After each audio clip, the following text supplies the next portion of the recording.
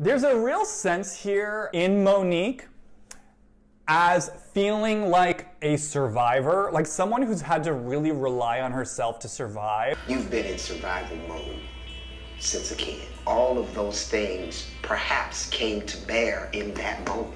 It reminds me of like almost a dog that was a little bit like abused and then abandoned. You know how like when those dogs get rescued, they're on guard and they're ready to bite? That's what Monique's energy feels like to me here. It's like I'm ready to protect myself at all costs because this is what I've learned I have to do. But it's you trying to protect everything because you had to protect everything as a child all the way up into your young adulthood. I just do what I need to do to move And that's forward. a problem. I do what I need to do to protect my family and try to protect myself. But it feels like she feels like a scrappy underdog, like a fighter, like someone who's had to really kind of like fight her way to where she is. When I met you, you were a fighter because the bullying that you went through growing up.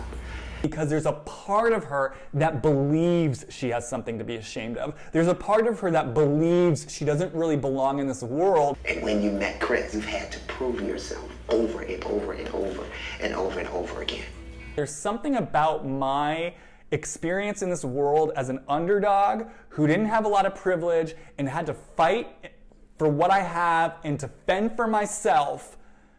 You don't understand what this is like, and I'm so tired of having to fight myself. I'm tired of being criticized. I'm so tired of having to justify myself. I'm tired of people taking every little thing I do, nitpicking it apart. And I'm so tired of having to apologize for myself. I'm tired of constantly trying to have to prove myself when I know my self-worth.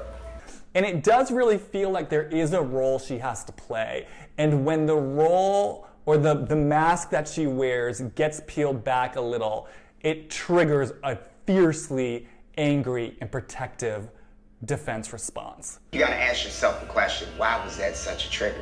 Because in your own mind, you are nonpareil, you are ideal.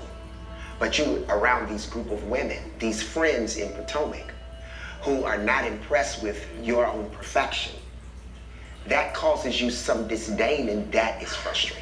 And in this place, I am so agitated, I'm so nervous, I'm so insecure, I'm not in control here. I'm not in control here, and it freaks me the F out. And that may be very hard for you because you're used to orchestrating and controlling and dominating.